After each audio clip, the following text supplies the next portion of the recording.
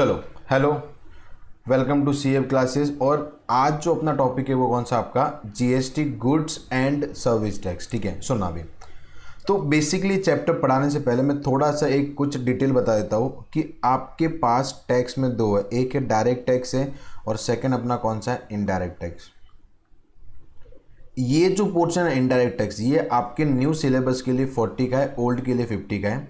जो direct tax है वो न्यू वालों के लिए 60 का है। तो याद रखना, इनडायरेक्ट टैक्स हर कोई करके जाएगा। आप पढ़ोगे आपको खुद को सिंपल सा लगेगा कि यार ये बहुत सिंपल सा चैप्टर है, बस कुछ कुछ ट्रिकी बातें याद रखनी पड़ेगी, वो हम लोग डिस्कस करने वाले हैं। ठीक है, बट डायरेक्ट टैक्स हमेशा हर किसी को टफ लगता है कि ये होता है क्या, क्योंकि रेगुलर रिवीजन नहीं है। अगर रेगुलर रिवाइज किया तो बिलीव मी आपको at the end of the day पढ़ने की भी जरूरत नहीं है, आपको फटाफट रिवाइज कर देना है तो आपका 60 मार्क हो जाएगा।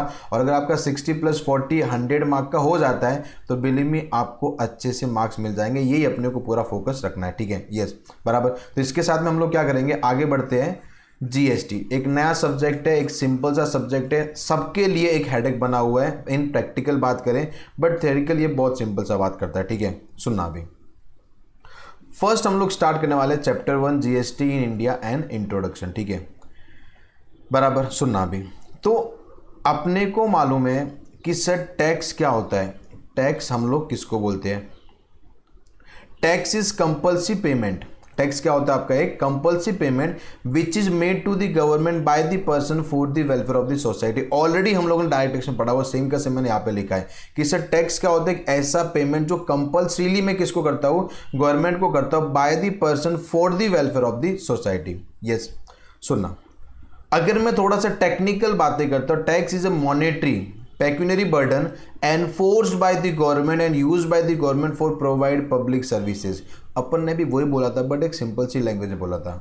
यस, तो टैक्स का मतलब भी वो होता है कि sir that is the monetary charge on the person, ताकि क्या हो, पैसा पूरा का पूरा कलेक्ट हो जाए गवर्नमेंट के पास में। और अपने को मालूम है कि गवर्नमेंट वो पैसे का क्या करती है, for the welfare of the society. Government के पास बहुत सारे डिपार्टमेंट है, डिफेंस डिपार्टमेंट बोल दो आप, एजुकेशन डिपार्टमेंट आप बोल दो, उसके बाद में आप बोल दो अपना हेल्थ डिपार्टमेंट, फिर आप बोल दो कोई भी डिपार्टमेंट ले लो। यस, अगर आप बोल सकते हो ये हो गया एजुकेशन डिपार्टमेंट हो गया, फिर रेलवे डिपार्टमेंट है, सब आप बोल दो, सबको पैसा देना पड़ेगा गवर्नमेंट को। भाई तू ये करना, डिफेंस डिपार्टमेंट आसपास में लोग अच्छे नहीं है और नए इक्विपमेंट लेके आ जा, तो वो तो वही बोलेगा पैसा किधर है। बोला तेरे को हर बजट में हम लोग पैसा देंगे। ठीक है, सेम एजुकेशन डिपार्टमेंट के लिए बोलेंगे, सेम हेल्थ डिपार्टमेंट के लिए और सेम अपना रेलवे डिपार्टमेंट के लिए बोला जाएगा। ठीक है, yes. And do you know that हमने क्या किया है, अपने नोट्स में कुछ चीज़ें ऐसे लिखी है जो आपके कॉमन सेंस को इंप्रूव करती है और आपको प्रैक्टिकल लाइफ में थोड़ा सा स्ट्रॉन्ग बना देगी। ठीक है, major source of revenues allotted to defence department during the every budget. अपने को याद रखना है कि जो भी गवर्नमेंट के पास पैसा आता है, गवर्नमेंट मेजरली किसको अलॉट करती है? डिफेंस को। ये टाइम पे कितना अलॉट किया था? अराउंड 3 लाख करोड़ रुपया। कितना? 3 lakh crore rupees allotted to only defence department. कि यस, आप ये पैसा रखिए और अच्छे अच्छे इक्विपमेंट लाइए ताकि सब लोग अपने से इंडिया से डरे। यस, बराबर। अभी सुनना सर, कितने टाइप के टैक्स होते हैं? मेरे हिसाब से ये भी पढ़ने की जरूरत नहीं, ऑलरेडी हम लोगों ने डिस्कस किया हुआ है। There are 2 type of tax. कौन कौन सा? डायरेक्ट और indirect tax. A tax which is charge directly on tax payer. आपने अगर किसी टैक्स पेयर पे सीधा चार्ज कर दिया है और वो भी किस पे? उसकी इनकम पे चार्ज किया। किस पे चार्ज किया? उसकी इनकम पे। उसको बोलेंगे बेटा तू पूरे साल में कमाया, पूरे साल में तू इनकम अर्न किया, तो तेरे को उसके ऊपर क्या पे करना पड़ेगा? टैक्स पे करना पड़ेगा। ठीक है, यस, बराबर। और उसका सबसे बड़ा खासियत है कि burden can not be shift. मैंने अगर पूरे साल में इनकम अर्न किया है 8 लाख, मैं तुमको बोलता हूं कि तुम टैक्स पे कर दो, क्या तुम लोग पे करोगे? And answer is no. Sir हम लोग टैक्स क्यों पे करें? पूरे साल आप कमाए, पूरे साल आपने मजे किए, पूरे साल आपने खर्चा किया, और जब टैक्स पे करने की बात आई तो आप हमारे पास आके बोलते हो कि टैक्स पे कर दो। हम सर इतने पागल नहीं है, हम लोग टैक्स पे नहीं करेंगे। एग्जाम्पल हम लोग लेते हैं इनकम टैक्स, प्रॉपर्टी टैक्स और कॉर्पोरेट टैक्स। यानी आपके डायरेक्ट टैक्स में मेजरली ये 3 टैक्स हैं, इनकम टैक्स, प्रॉपर्टी टैक्स और आपका कॉर्पोरेट टैक्स। ठीक है, अभी हम लोग आते हैं indirect tax. Sir tax which is charged on goods and service. हम लोग टैक्स किस पे चार्ज करते हैं सर? गुड्स एंड सर्विस पे। And burden can be shifted to ultimate consumer. हम अपना टैक्स का बर्डन अल्टीमेट कंज्यूमर को शिफ्ट कर सकते हैं। मैंने ऑलरेडी बताया हुआ था कैसे होता है, एक बार वापस हम लोग डिस्कस कर लेते हैं। जैसे ये है अपना किराना का बिजनेस, यस। यहाँ पे एक पर्सन आता है और मेरे को बोलता है कि सर मेरे को इस क्या चाहिए, मैगी चाहिए, ठीक है, क्या चाहिए, मैगी। मैं बोला भाई कितना तेरे को मैगी चाहिए? बोलता है सर कुछ नहीं, मेरे को 100 पैकेट चाहिए, एक पैकेट का 50 रुपया, उसके पास से मैं कितना ले रहा हूँ, 5000 रुपया ले रहा हूँ, ठीक है। सपोज ये मैगी के अंदर GST इंक्लूड नहीं है। मैंने उसके बाद में ऐड किया 5% GST, ऑब्वियसली टैक्स भी तो मैं चार्ज करेगा, कितना हो जाएगा, 5000 का 5% माइनस 250, टोटल प्राइस कितना हो गया, 5250, yes that is my Maggi का टोटल वैल्यू, ठीक है। अभी मैं कस्टमर के पास से कितना लूँगा सर? आप कस्टमर के पास से लोगे 5250, कितना लोगे आप, 5250 रुपीज़ आप ले लोगे, ठीक है। चलो ठीक है, अभी मेरे को बोलना कि कस्टमर ने इनकम अर्न किया या किराना वाले बंदे ने, यानी मैंने इनकम अर्न किया। Obviously income earn by the किराना वाला पर्सन, इनकम अर्न बराबर, उसने इनकम अर्न किया। जबकि सर आप देखो तो पूरा टैक्स का बर्डन हम लोगों ने, यानी किराना वाले बंदे ने किसको शिफ्ट कर दिया, कंज्यूमर को शिफ्ट कर दिया कि भाई देख 5000 अमाउंट है, प्लस तेरे को 250 रुपया टैक्स GST लगा रहा हूँ, टोटल कितना आ जाएगा, 5250। ऑब्वियसली कस्टमर पे करने ही वाला है, यस। तो ये किस में पॉसिबल है, इनडायरेक्ट टैक्स में पॉसिबल है। आप अपने टैक्स का बर्डन किसी दूसरे पर्सन पे शिफ्ट कर सकते हो, यस और नो, बराबर, याद रहेगा ये। सुनना एग्जाम्पल कौन सा है, GST एंड कस्टम ड्यूटी। उससे पहले कौन कौन से थे मैं लिख भी देता हूँ आपको कि कौन कौन से टैक्स अपने इंडिया में थे। एक था अपना VAT, value added tax. Second अपना था CST, central service tax, sorry central sales tax. Third था आपका सर्विस टैक्स। फोर्थ है कस्टम ड्यूटी। फिफ्थ था आपका एक्साइज ड्यूटी। सिक्स आपका था एंटरटेनमेंट टैक्स, सेवन आपका था tax on lottery. I am talking about major taxes. 8 आपका था परचेज टैक्स, तो ये बहुत सारे मेजर टैक्स क्या होते थे इंडिया में, चार्ज होते थे as a indirect tax. VAT हो गया, CST हो गया, सर्विस टैक्स था, कस्टम ड्यूटी था। अभी ये सब हटके अभी क्या चार्ज करे, only GST and custom duty. यानी जब GST लाया था तो उसका मेन स्लोगन ही ये था, वन नेशन वन टैक्स, एक ही राष्ट्र एक ही कर एक ही टैक्स, बराबर। तो वही था, बट ऐसा नहीं है कि सब टैक्स हट गए हैं। अभी भी वैट है, अभी भी आपका एक्साइज ड्यूटी है, कस्टम ड्यूटी तो अपने आप में अलग से है, अभी भी आपका कभी कभार एंटरटेनमेंट टैक्स भी है। तो सब हटे नहीं है, बट कुछ इनको पर्टिकुलर लिमिट तक रखा गया। वो हम लोग आगे पढ़ने वाले कि एग्जैक्ट ये होते क्या थे, ठीक है। बट याद रखना कि इनडायरेक्ट टैक्स GST होने से पहले आपके पास बहुत सारे टैक्स थे, ठीक है। तो वो सब क्या हो गए, इंक्लूड हो गए, मर्ज हो गए, कहाँ पे हो गए, GST में, ठीक है। ये सुनो, सुनना नेक्स्ट अपना एक कॉमन सेंस वाला बात आ रहा है। Do you know during passing of GST bill in parliament 336 votes casted in the favour of GST bill and 11 votes were against it. यानी वो क्या बोले कि जब GST का वोटिंग हुआ था कि GST इंडिया में आना चाहिए या नहीं आना चाहिए, तो 336 वोट्स क्या हुए थे, उसके फेवर में आए थे, और 11 वोट्स क्या थे, उसके अगेंस्ट में आए थे, ठीक है। ये खाली कॉमन सेंस वाली बात है जो मैं हर जगह क्या कर रहा हूँ, लिख रहा हूँ, ठीक है। ये सुन लो। उसके बाद में नेक्स्ट, तो यहाँ पर अब समझ गया रहेगा टैक्स क्या होता है। Tax is compulsory payment which is made to the government. उसके बाद में क्या था नेक्स्ट, सर टैक्स का सबसे ज़्यादा जो बजट किसको अलॉट किया जाता है, हम लोग हमेशा बजट किसको अलॉट करते हैं सर, डिफेंस डिपार्टमेंट को। कितने टाइप के टैक्स होते हैं, 2 टाइप के, कौन कौन सा, आपका डायरेक्ट टैक्स और आपका indirect tax. Direct tax charge on income, burden shift नहीं कर सकते। Indirect tax charge on goods and services, burden can be shifted to ultimate consumer. GST और कस्टम ड्यूटी, उससे पहले जब जीएसटी आया उससे पहले बहुत सारे टैक्स थे, उनको सबस्यूम कर लिया, उनको मर्ज कर लिया, उनको इंक्लूड कर दिया, किसमें, जीएसटी में कर दिया। बिकॉज जीएसटी का मेन स्लोगन क्या था, one nation one tax. And do you know that कि जीएसटी के फेवर में जब जीएसटी आने वाला था तो उसके फेवर में 336 वोट्स उनके फेवर में थे और 11 वोट्स क्या थे उसके अगेंस्ट में कि नहीं, जीएसटी इंडिया में नहीं आना चाहिए। ठीक है, ये चलिए, तो फर्स्ट पेज अपना क्लियर है। नेक्स्ट हम लोग आते हैं difference between direct tax and indirect tax. Sir direct tax और इनडायरेक्ट टैक्स में क्या डिफरेंस है? पहला मीनिंग क्या है? It is charged on income.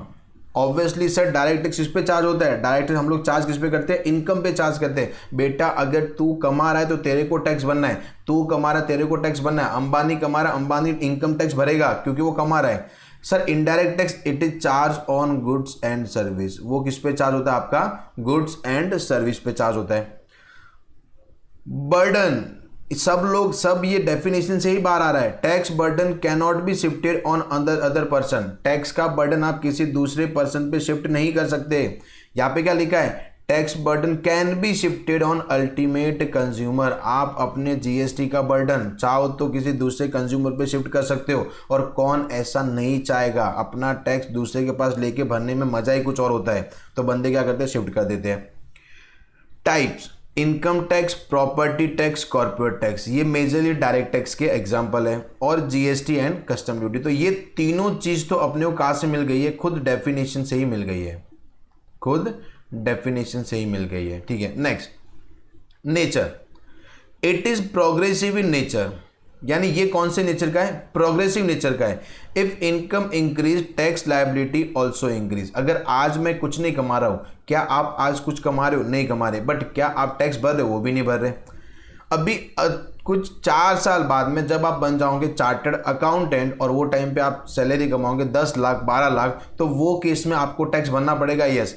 उसके और अगले साल में आपने 1 करोड़ रुपया कमा लिया तो आप वो 1 करोड़ पे टैक्स ज़्यादा ही भरने वाले हो। यानी वो क्या बोलते हैं कि बेटा जब तेरा इनकम इंक्रीज होता है ना तो तेरा टैक्स लायबिलिटी भी इंक्रीज हो जाएगा। ये सबसे बड़ा नेचर है, कौन सा? Progressive in nature.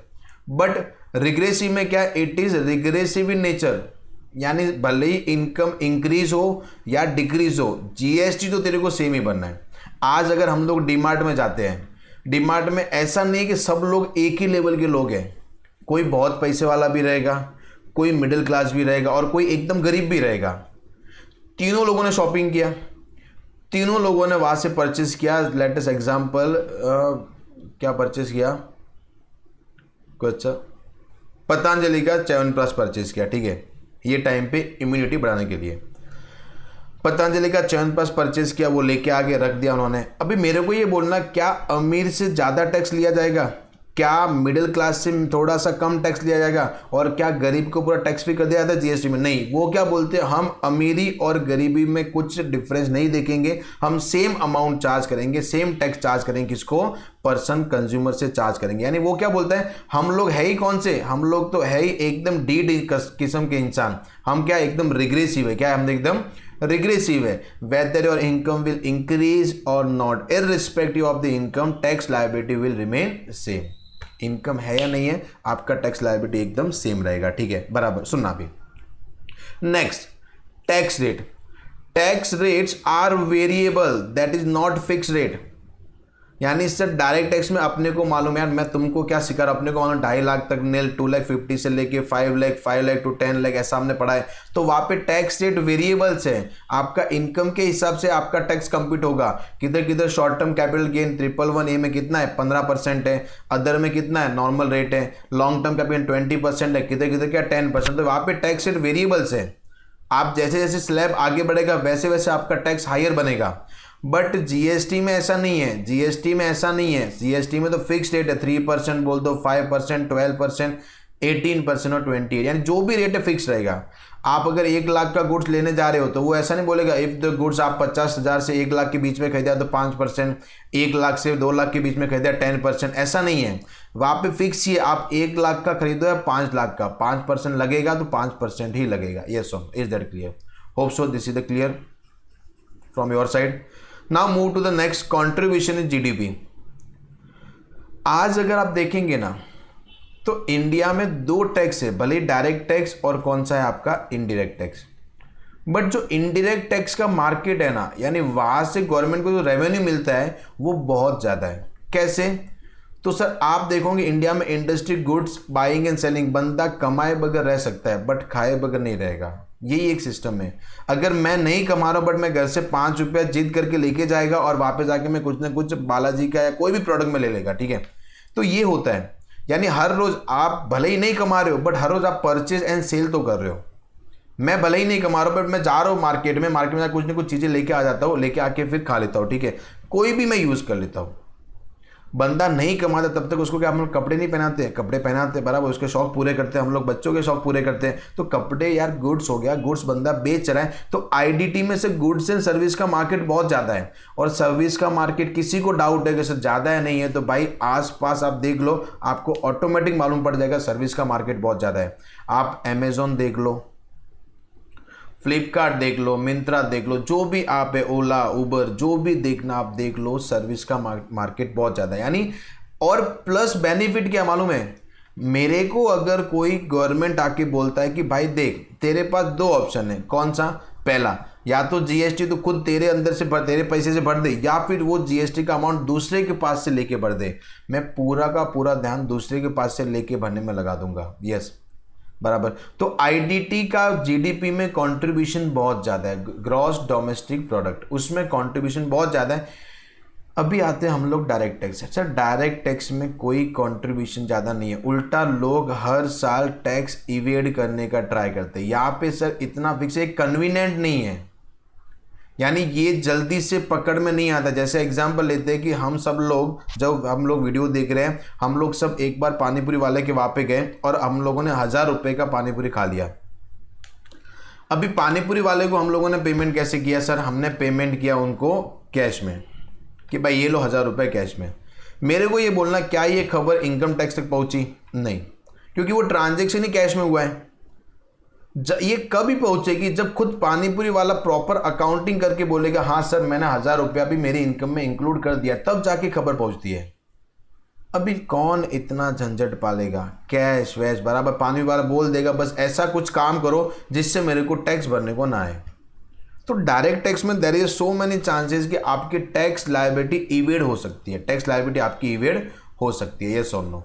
तो इसके लिए क्या है, डायरेक्ट टैक्स का कॉन्ट्रीब्यूशन जीडीपी में बहुत कम है. यानी लोग मुश्किल से, इंडिया के ग्रुप इतनी पब्लिक है, 5 करोड़ पब्लिक खाली क्या करती है? आईटीआर फाइल करती है. उसमें से भी 10 लाख लोग क्या बोलते हैं कि हमारा इनकम 10 लाख से ज़्यादा है, और उसमें से भी टैक्स तो खाली बेचारे कोई बहुत कम लोग ही टैक्स भरते हैं. यस, यानी इंडिया में डायरेक्ट टैक्स बहुत बोलते हैं ना, एकदम गंदी कंडीशन पे है. It contributes lower amount than indirect tax. Yes, GDP में क्या करते हैं? Lower amount. It contributes higher amount than direct tax. Collection of tax, direct tax collection is complex. अभी मैंने बोल दिया कि डायरेक्ट टैक्स को कलेक्ट करना बहुत कॉम्प्लेक्स है. आप हर घर में नहीं जा सकते भाई कितना कैश इनकम है. पानीपुरी वाले के बाहर किसी ऑफिसर को नहीं लगा सकते, भाई तो इधर ही रह बराबर ना, इसका पूरा प्रॉपर अकाउंटिंग कर, जैसे 5 रुपया फट से एंट्री पास होना चाहिए. ऐसा नहीं हो सकता यार. आप डायरेक्ट टैक्स में ऐसा कभी नहीं कर सकते. वो चाहे तो टैक्स को इवेड कर सकता है. अभी मैं एज ए सीए, मेरे को मालूम है कि अगर मेरा इनकम 10 लाख से ऊपर गया 30% टैक्स लग जाएगा. मैं क्या करूंगा? जैसे देखूंगा हाँ 10 लाख से ऊपर जा रहा है, मेरे वाइफ के नाम से चेक ले लेगा, मेरे मॉम के नाम से चेक ले लेगा, मेरे पापा के नाम से चेक ले लेगा. तो अपने को मालूम है कि डायरेक्ट टैक्स में अवॉइड कर सकता है. यस, तो बहुत कॉम्प्लेक्स चीज़ है वहाँ से अपने को टैक्स कलेक्ट कर पाना. बट सर इनडायरेक्ट टैक्स तो एकदम मक्खन माफिक है, जो चाहे कर लो बराबर. मेरे को अगर कोई अथॉरिटी देता है जा तू पूरे सामने वाले से टैक्स ले, मेरे को भर दे, बस पूरा ध्यान अपना वहाँ पे लग जाएगा, पूरा ध्यान अपना वहाँ पे लग जाएगा. यस और नो? बराबर,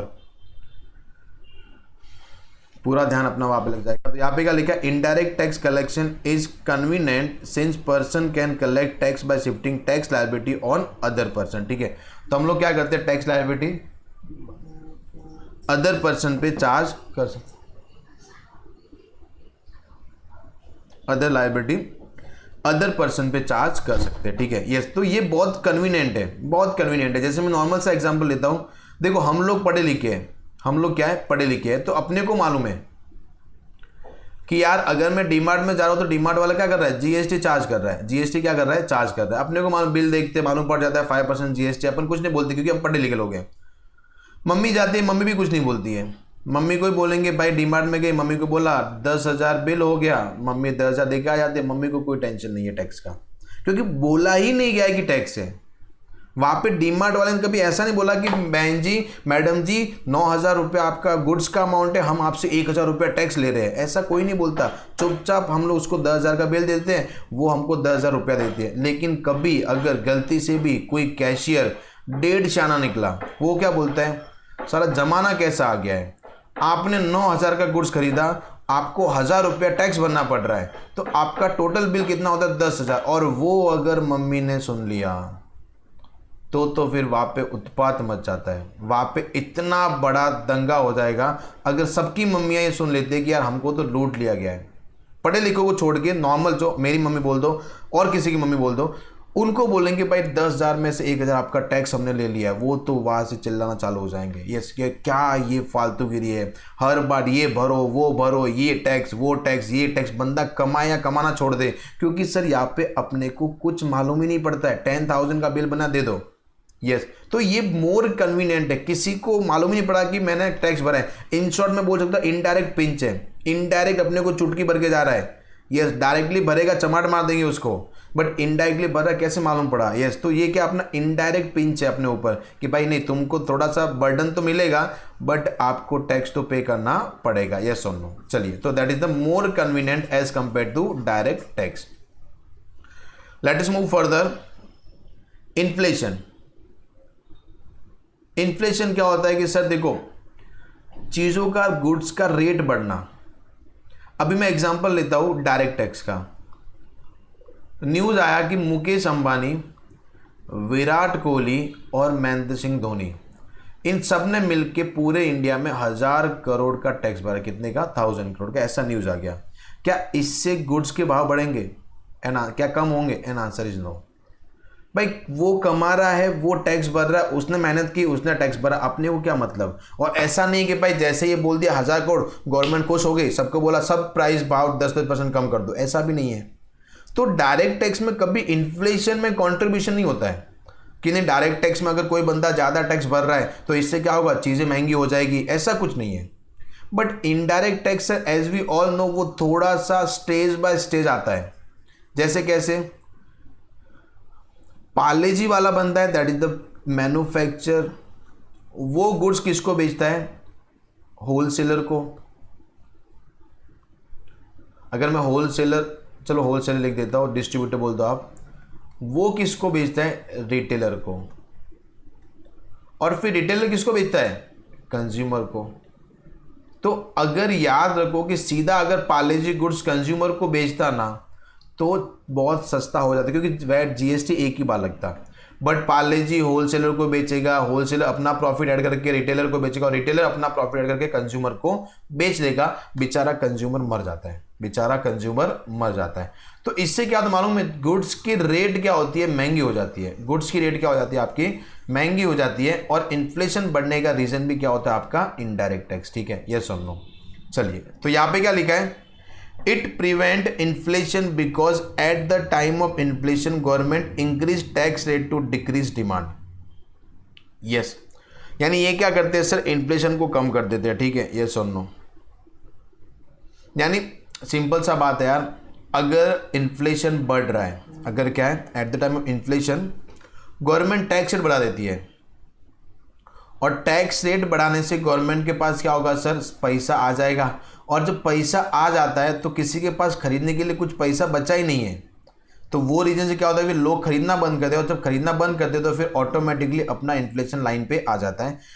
since indirect tax is charge on goods and service therefore it directly affect price of goods and service. Already हमने बताया कि पहले आपका क्या होता है? मैन्युफैक्चर, फिर आपका होलसेलर, फिर रिटेलर, फिर कंज्यूमर। तो जब जब गुड्स स्टेज बाय स्टेज आता है ना तो उसमें अपना प्रॉफिट ऐड कर लेते हैं, और वो इससे क्या होता है? गुड्स महंगा होना स्टार्ट हो जाता है। ठीक है, चलिए नेक्स्ट हम लोग आते हैं monitor body. Direct tax is control and monitor by CBDT indirect tax is control and monitor by CBIC. Yes, तो ये जो डायरेक्ट टैक्स, ऑब्वियसली बेसिकली जो टैक्स अपने पास कितने हैं, दो है, डायरेक्ट टैक्स और इनडायरेक्ट टैक्स, बराबर। सर डायरेक्ट टैक्स के लिए मॉनिटर कौन करता है, सीबीडीटी, और इनडायरेक्ट टैक्स के लिए मॉनिटर कौन करता है, सीबीआईसी। यानी सबने डीटी का पूरा डिपार्टमेंट सीबीडीटी के पास है, जो रेवेन्यू मॉनिटर करेगा, जो एक्सपेंस मॉनिटर करेगा। सीबीआईसी क्या करेगा, रेवेन्यू और एक्सपेंस मॉनिटर करेगा, ठीक है, कि इनडायरेक्ट टैक्स में क्या क्या रेवेन्यूज है, क्या क्या एक्सपेंस है, वो सब कौन देखेगा, आपका सीबीडीटी और CBIC. Revenue receiver, tax paid by person directly deposited in the fund of central और यूनियन गवर्नमेंट। आपने जो भी टैक्स पे किया सीधा किसके पास जाएगा, सेंट्रल और यूनियन गवर्नमेंट के पास ही जाएगा, ठीक है। Tax paid by person share between central government and state government, ये अभी रिसेंटली आया क्योंकि अपने पास क्या आ गया, जीएसटी। ये हम लोग आगे पढ़ेंगे, बट यहाँ पे याद रखना कि जीएसटी में क्या होता है, जो भी टैक्स है वो दो लोगों के पास जाता है, सेंट्रल के पास भी जाएगा और अपना स्टेट के पास भी जाएगा। ये सुन लो, बराबर।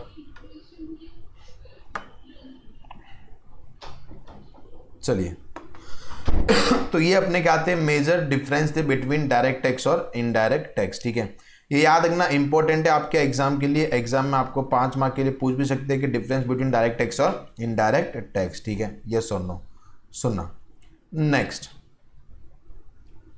नेक्स्ट हम लोग आते हैं, अगेन एक नॉलेज वाला, सबको मालूम है, अभी मैं बोल दूं सबको मालूम है कि जीएसटी कभी से आया, 1 जुलाई 2017 से आया है। कभी आया, 1 जुलाई 2017। बट ये अभी से नहीं है, ये 2000 से प्लानिंग चल रही है। कभी चल रही थी, 2000 से प्लानिंग चल रही थी। और जीएसटी को पहले रिकमेंड करने वाली गवर्नमेंट कौन सी थी, Vajpayee government started a discussion on GST. यानी 2000 में वाजपेयी गवर्नमेंट ने डिस्कशन स्टार्ट किया था कि जीएसटी इंडिया में आना चाहिए, by setting up an empowered committee headed by Asim Das Gupta. He was the finance minister of West Bengal. यानी 2000 में श्री अटल बिहारी वाजपेयी उन्होंने क्या बोला कि नहीं यार, इंडिया में जीएसटी आना ही चाहिए, इंडिया में जीएसटी आना चाहिए। लोग बहुत अलग अलग टैक्स से परेशान हो गए, कभी बोलते वैट चार्ज करो, कभी बोलते एक्साइज ड्यूटी, कभी बोलते दोनों चार्ज कर दो। तो वो केस में गवर्नमेंट, सबको मालूम है कि प्राइस बढ़ते जा रहे हैं, तो ऐसा कीजिए, इंडिया में जीएसटी लेके आइए। ये जीएसटी ऐसा नहीं कि इंडिया पहली बार लेके आ रहा है, बहुत सारी कंट्रीज है जिन्होंने ऑलरेडी जीएसटी अडॉप्ट किया हुआ है। यस, पहला कंट्री आपका फ्रांस था। फ्रांस ने क्या किया था, एक पहले जीएसटी 1954 में अडॉप्ट करके रखा। हम लोग तो बहुत लेट अडॉप्ट कर रहे हैं, बट उन्होंने शुरुआत कभी की थी, 2000 से कर ली थी। और जब भी जीएसटी के लिए बात हुई तो उन्होंने क्या बोला, असीम दास गुप्ता जो क्या थे, FM of West Bengal, finance minister of West Bengal, उनको क्या बोला, आप एक कमिटी बिठाइए, आप वो कमिटी को हेड कीजिए बराबर ना, आप वो कमिटी को मॉनिटर कीजिए और मेरे को जीएसटी के बारे में पूरा डिटेल बना के दीजिए। यस, तो याद रखना कि कोई भी आपको पूछता है कि भाई जीएसटी का पहला रिकमेंडेशन किसने दिया था, तो वाजपेयी गवर्नमेंट ने जीएसटी का पहला रिकमेंडेशन दिया था। यस और नो, बराबर। चलिए, और कमिटी किसने हेड किया था, committee headed by Shri Asim Das Gupta. He was the finance minister of West Bengal, यानी वो टाइम पे क्या थे, finance minister of West Bengal. चलिए नेक्स्ट हम लोग आते हैं, features of indirect tax. Sir indirect tax के फीचर्स क्या क्या है, सुनना भी।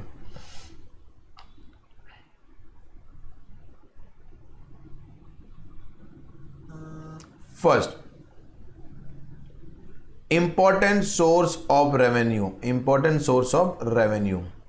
ये रेवेन्यू का सबसे इंपॉर्टेंट सोर्स है। देखो बताने की भी जरूरत नहीं, मैंने ऑलरेडी बता दिया कि गुड्स एंड सर्विस इंडस्ट्री में कितना हर रोज गुड्स कितना बिक रहा है, सर्विस कितनी प्रोवाइड हो रही है। अगर आज मैं भी बोल रहा हूं तो I am also providing service, but tax तो पूरे साल में एक बार भरना पड़ता है, कभी कभार एडवांस टैक्स भर लो बस। तो सर इतना ही समझ के चलो कि जो इनडायरेक्ट टैक्स है वो बहुत इंपॉर्टेंट सोर्स ऑफ रेवेन्यू है, यानी कम से कम मोर देन 50% क्या करता है, वो आपका रेवेन्यू रखता है जीडीपी का। यस, चलिए, tax on commodities and services, it is levied on commodities at the time of manufacture और परचेज और सेल और import export thereof, hence it is also known as commodity taxation. Yes, यानी वो क्या बोलता है कि इसका मेन फीचर क्या है सर, इनडायरेक्ट टैक्स इस पे चार्ज होता है, गुड्स एंड सर्विस पे तो चार्ज होता है। तो वही बोल रहा है कि सर इनडायरेक्ट टैक्स आपका मेजरली कौन सा है, कमोडिटी वाला टैक्स है। कौन सा आपका, कमोडिटी वाला टैक्स है, बराबर, यस और नो। यानी ये किस पे चार्ज होगा, कमोडिटी पे चार्ज होता है। सुनना अभी नेक्स्ट, कलर चेंज कर देते हैं। हाँ, उसके बाद में नेक्स्ट हम लोग आते हैं शिफ्टिंग ऑफ बर्डन। कितनी बार पढ़ेंगे, burden can be shifted to ultimate consumer. तो ये तुम्हारा बेसिकली डेफिनेशन ही आ रहा है, charge on goods and services and burden can be shifted. तो आप यहाँ पे लिख सकते हो, कोई प्रॉब्लम नहीं है। तो तीन कौन सा, पहला important source of revenue, second कौन सा, tax on commodities and services, और थर्ड कौन सा आपका, शिफ्टिंग ऑफ बर्डन। नेक्स्ट चलो, इनडायरेक्ट पिंच। डायरेक्टली पिंच नहीं करता है। जब भी अपने घर से कोई भी पेरेंट जाते हैं डीमार्ट में तो उनको मालूम ही नहीं पड़ता कि वो जीएसटी दे के आए हैं। इवन कभी कभार तो अपने को मालूम नहीं पड़ता कि हम लोग जीएसटी दे के आए। बिल देख लेंगे, हम भी क्या करते हैं वहाँ पे, जैसे बोला सर 1000 हुआ, मैंने क्रेडिट कार्ड निकाल दिया, पेमेंट कर दिया। कभी ऐसा देखा जीएसटी कितना हुआ, तो वो क्या इनडायरेक्ट पिंच है। यस, यानी most of the time the tax payer page the same without actually knowing that. उसको मालूम ही नहीं है कि यार अपने जेब से टैक्स निकल गया। यस, तो ये क्या आपका इनडायरेक्ट पिंच है, और जो ये major benefit of the GST. Inflationary, ये ऑलरेडी पढ़ा है कि सर टैक्स अपना गुड्स स्टेज बाय स्टेज आता है, मैन्युफैक्चर, फिर आपका होलसेलर, फिर रिटेलर, तो वो केस में इन्फ्लेशन बढ़ता है। Wider tax base, yes, direct tax बहुत कम है, इनडायरेक्ट टैक्स बहुत ज़्यादा वाइडर है। डायरेक्ट टैक्स इतना वाइडर नहीं है जितना इनडायरेक्ट टैक्स वाइडर है। इनडायरेक्ट टैक्स बहुत है, क्यों, क्योंकि सर हर दिन बहुत सारे ट्रांजैक्शन होते हैं, हर दिन कोई ना कोई गुड्स बेच रहा है, हर दिन कोई ना कोई सर्विस दे रहा है, हर दिन कोई ना कोई मैन्युफैक्चरिंग कर रहा है। यस, तो इनडायरेक्ट टैक्स का रेवेन्यू हर दिन कलेक्ट हो रहा है यार। एक महीने में जीएसटी से 1 लाख करोड़ के आसपास रेवेन्यू भी आ जाता है, तो 12 महीने में आप on an average 12 lakh crore रुपया समझ सकते हो, और जो डायरेक्ट टैक्स में पॉसिबल नहीं है। प्रमोट सोशल वेलफेयर, बराबर, सर वो क्या करते हैं, सोशल वेलफेयर प्रमोट करता। अभी सर ये कैसी बात हो गई, एक तो जीएसटी चार्ज कर रहे हो 3%, 5%, 18%, 28%, और ऊपर से आप बोल लो कि वो सोशल वेलफेयर प्रमोट कर रहा है। भाई ये तो सर फिर गलत बात होगी, क्योंकि जितना टैक्स ज़्यादा होगा उतना बेचारे का इनकम कम होगा। तो ये सर कैसे हो सकता है, how it can be possible. सुनना, आपने कुछ गुड्स का नाम सुना रहेगा जिनको हम लोग क्या बोलते हैं, सिन गुड्स, पाप वाले गुड्स। अभी सर ये क्या नाम है, सिन गुड्स मीन्स ऐसे गुड्स जिनको पीने से, कंज्यूम करने से पाप लगता है। और जैसे आपने बोल दिया, अभी आपको भी समझ में आ गया, आई am talking about liquor, narcotic, जो भी आप बोलते हो, बराबर। तो गवर्नमेंट क्या करती है, इनके ऊपर हायर टैक्स लगाती है, हायर जीएसटी लगाती है, हायर एक्साइज ड्यूटी भी लगता है इसके अंदर, हम लोग आगे पढ़ेंगे। तो गवर्नमेंट जितना हायर टैक्स लगाएगी तो क्या होगा मालूम है, इनके लिकर के प्राइस हो जाएंगे हायर। और जब लिकर के प्राइस हायर हो जाते हैं तो कोई तो बेचारा ऐसा बंदा रहेगा जो क्या बोलेगा, नहीं यार अभी भाव बहुत बढ़ गया, अपने कैपेसिटी से बाहर है, हम लोग क्या करेंगे, इसको पीना ही क्या कर देंगे, बंद, ड्रिंक करना क्या हो जाएगा, बंद। बट ये इंडिया में पॉसिबल नहीं है। लॉकडाउन में मस्त लाइन लगा के पिए लोग, 2-2 किलोमीटर का लाइन। तो ये हाँ, बट अपने को मालूम है कि गुड्स कौन से आपके सिन गुड्स है, पाप वाले गुड्स है, तो इस पर गवर्नमेंट क्या करती है, जीएसटी ज़्यादा चार्ज करती है। और वो रीजन से क्या होता है सर, वो रीजन से जीएसटी का रेवेन्यू भी कलेक्ट हो जाता है, और भाव बढ़ने से रीजन से कोई तो बंदा पीना बंद कर देता है कि भाई हम तो 40 का क्वार्टर पीते थे, वो अभी महंगा हो गया, 80 का हो गया, अभी कौन पिएगा, छोड़ देते हैं। यस, और लास्ट ऑलरेडी हम लोगों ने पढ़ा है कौन सा, रिग्रेसिव इन नेचर। जीएसटी आपका कौन से नेचर का है, रिग्रेसिव इन नेचर, यानी इनकम बढ़ो या कम हो मैं तो सेम टैक्स ही चार्ज होगा। ठीक है, यस और नो। चलिए, डू यू नो, अगेन अपना नॉलेज वाला क्वेश्चन आ गया। There were 36 crore main workers in the country as per census 2011। कितने थे, 36 करोड़ थे। Of this 10 crore are engage in agriculture and agriculture income is exempt. यानी सर 36 करोड़ में से 10 करोड़ तो चलो एग्रीकल्चर वाले थे, यानी 36 में से 10 हटा दो, कितना बचता है, 26 करोड़ बचता है। This leaves around 26 crore non agriculture workers, यानी 26 क्या आपके नॉन एग्रीकल्चर वर्कर है। Of this 5.52 crore individual file return of AY 18-19। AY 18-19 में कितने करोड़ ने रिटर्न फाइल किया? 5.52 करोड़, यानी 26 करोड़ काम करने वाले, उसमें से 5.52 बोलते हैं कि हम लोग कमा रहे हैं। तो देखो कितना बड़ा ट्रेजेडी है डायरेक्ट टैक्स में। चलो 10 करोड़ में एग्रीकल्चर निकाल देता हूं, पर 26 करोड़ में से खाली 5 करोड़ लोग, 5.5 करोड़ क्या बोलते हैं कि हम लोग कमा रहे हैं। अभी सुनना आगे। 5.5 crore individual file return out of 5.22 crore show income up to 2.5 lakh. चलो ठीक है, इसमें से 5.22 करोड़ लोग क्या बोलते मालूम है? अरे सर हम तो मुश्किल से गुजारा करते हैं, 2.5 लाख तक का ही अपना इनकम है। अपना इनकम कितना है? ओनली 2.5 लाख तक का ही है। तो सुनो ना, फिर कितना बचा? 0.32 करोड़। अगर मैं इसको लैक्स में डालता हूँ 32 लैक्स का बोलते हैं कि हाँ सर हमारा इनकम ग्रेटर देन 2.5 लाख है। मैंने टैक्स भरने की बात नहीं बोली है, हमारा इनकम ग्रेटर देन 2.5 लाख है। यस, ये इंडिया का रियल ट्रेजेडी है। टैक्स कोई पे करना नहीं चाहता है और फैसिलिटी सबको A1 चाहिए। कोई टैक्स पे नहीं करना चाहता है, बट बारिश के टाइम पे जब खड्डे होते हैं तो सब लोग कंप्लेन करना चाहते हैं। कोई टैक्स पे नहीं करना चाहता है, बट जब लाइट बिल ज़्यादा आता है लोग क्या करते हैं? कंप्लेन करना चाहते हैं। अरे यार गवर्नमेंट क्या करेगी? खुद से कमाएगी? नहीं, एन आंसर इज नो। इसलिए मैं वही बोलता हूँ कि जब टैक्स है जेन्युइन आप पे, क्योंकि आप कमा रहे हो और गवर्नमेंट आपके पास से कमाने की इनकम पे ही ले रही है। यस, तो that is my genuine request कि आप सब लोग जब भी आप CA बनोगे टैक्स एकदम प्रॉपर पे कीजिए, टैक्स प्लानिंग कीजिए, टैक्स इवेड मत करिए। अभी तुम्हारे माइंड में क्वेश्चन दौड़ रहा होगा क्या सर पे करते रहेंगे? ये बोल तो रहे खुद डायरेक्ट टैक्स पढ़ाते हैं। तो यस, मैं डेफिनेटली जो भी टैक्स रहेगा मैं जेन्युइनली पे करता हूँ, ये मैं खुद मानता हूँ। तो ये इंडिया का एक बोलते हैं ना एक सबसे बड़ी ट्रेजेडी है। तो मैं इसके थ्रू ही, ये कॉन्सेप्ट के थ्रू अपन यहाँ पे लेके आएंगे। मैंने वही सोचा कि देखो GST तो पढ़ना ही है, साथ में हम लोग क्या करें कुछ इंपॉर्टेंट चीज़ें भी पढ़ते जाएंगे ताकि तुमको भी मालूम पड़े कि नहीं इंडिया में एग्जैक्ट क्या हो रहा है। ठीक है, सुनना।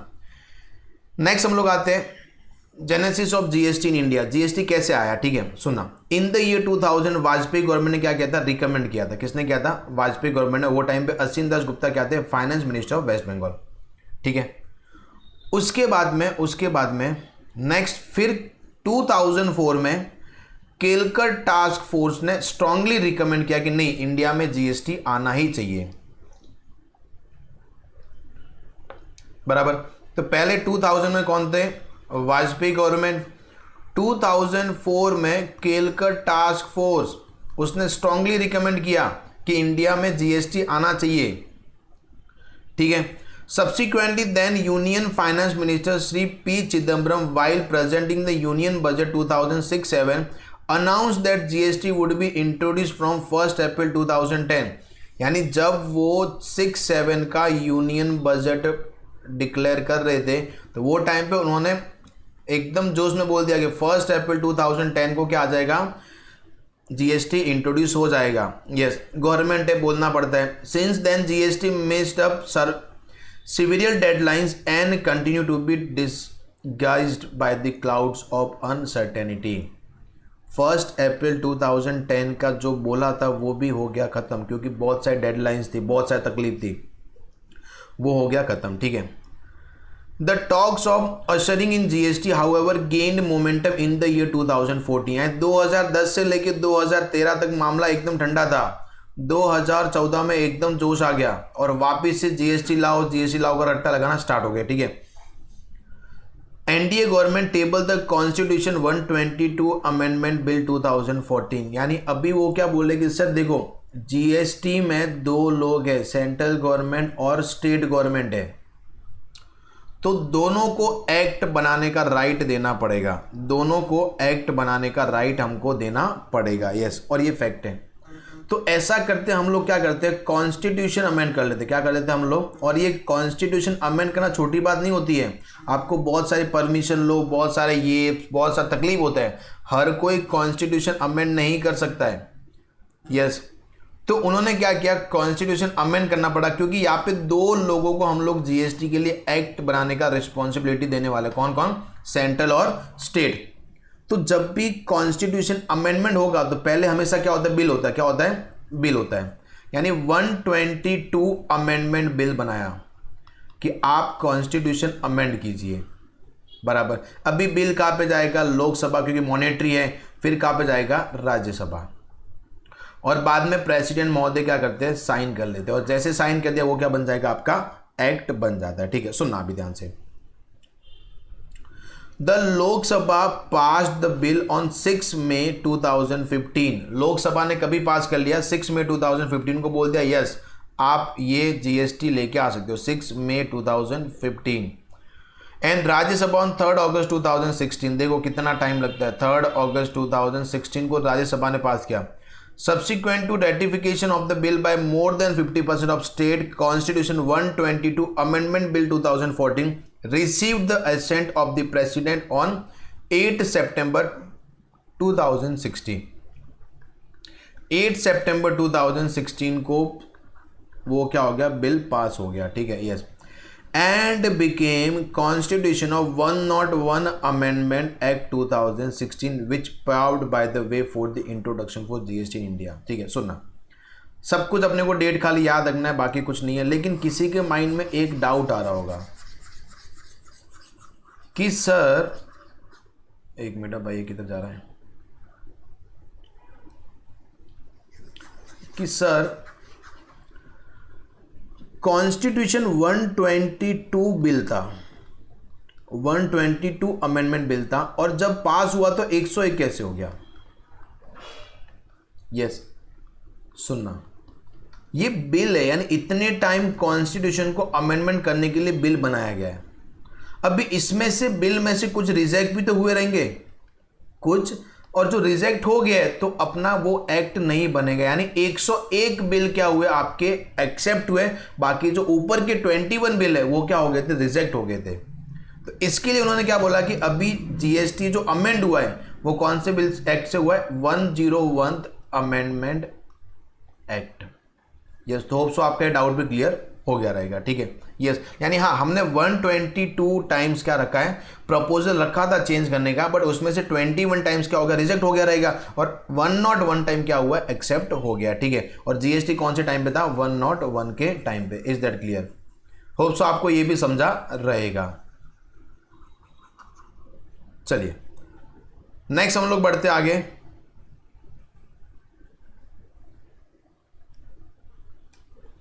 In the following 27 March 2017, the Central GST legislation, Central Goods and Service Tax Bill 2017, Integrated Goods and Service Tax Bill 2017, यानी उन्होंने क्या किया, अभी 4 बिल पास किए। CGST बिल 2017, SGST बिल 2017, फिर आपका UTGST बिल 2017, IGST बिल 2017, और कंपेंसेशन टू स्टेट पढ़ेंगे हम लोग सब आगे। कंपेंसेशन टू स्टेट बिल 2017, ये बिल वापस पास किए। यस, यानी सर अपने पास central goods and service tax वाला बिल रहेगा, state goods and service tax, union territory goods and service tax, और IGST integrated goods and service tax वाले बिल, और कंपेंसेशन टू स्टेट, ये सब बिल भी पास करने पड़ेंगे क्योंकि ये अलग अलग एक्ट है आपके, तो इनको भी रेटिफिकेशन मिला रहेगा और ये भी क्या बन के रहेंगे, एक्ट। तो पूरा डिटेल अपने को यहाँ पे दिया हुआ है। ठीक है, यस, खाली इतना पढ़ लेता हूँ। With effect from 1 July 2017, with effect from 1 July 2017 India में क्या आ गया, जीएसटी आ गया। इंडिया में क्या आ गया था, जीएसटी आ गया था। यस और नो, बराबर। तो होप सो आपको ये पूरा समझा रहेगा हम लोगों ने क्या क्या पढ़ा है। आगे हम लोग पढ़ने वाले हैं कॉन्सेप्ट ऑफ जीएसटी। क्या पढ़ने वाले हम लोग, कॉन्सेप्ट ऑफ जीएसटी। ठीक है, यस, सुना, ये हम लोग खत्म कर देते हैं concept of GST. GST charge on menu goods and services अपने को मालूम है, चलो ठीक है। शिफ्टिंग ऑफ बर्डन बहुत बार पढ़ लिया। Continue chain of tax credit, ये हम लोग पढ़ेंगे लेटर ऑन, ताकि अभी पढ़ाऊंगा थोड़ा सा समझ में नहीं आएगा, आगे पढ़ते हैं। नो कास्केडिंग इफेक्ट, यानी जीएसटी में कभी भी सर डबल टैक्स नहीं लगेगा, double one nation one tax है तो डबल टैक्स पे करने की बात ही नहीं आती, कैसे नहीं लगता, ये भी हम लोग आगे पढ़ने वाले हैं, ठीक है। तो ये आपका क्या था, कॉन्सेप्ट ऑफ जीएसटी। यस, तो होप सो आपको यहाँ तक पढ़ा है, समझा है। आप एक बार वापस रिवाइज कर लेना तो आपको क्या होगा, प्रॉपरली समझ आएगा। और ये चैप्टर बार बार रिवाइज नहीं करना, एक बार देख लो, डेट देख लो, उसके बाद में बार बार रिवाइज करने की जरूरत नहीं है, क्योंकि यहाँ से खाली एक सिंपल सा थ्योरी अपने को पूछेंगे, जो इंपॉर्टेंट है वो मैं आपको बताते जाऊंगा, ठीक है। यस, तो होप सो आपने ये लेक्चर एंजॉय किया है। मिलेंगे हम लोग नेक्स्ट लेक्चर में, ठीक है।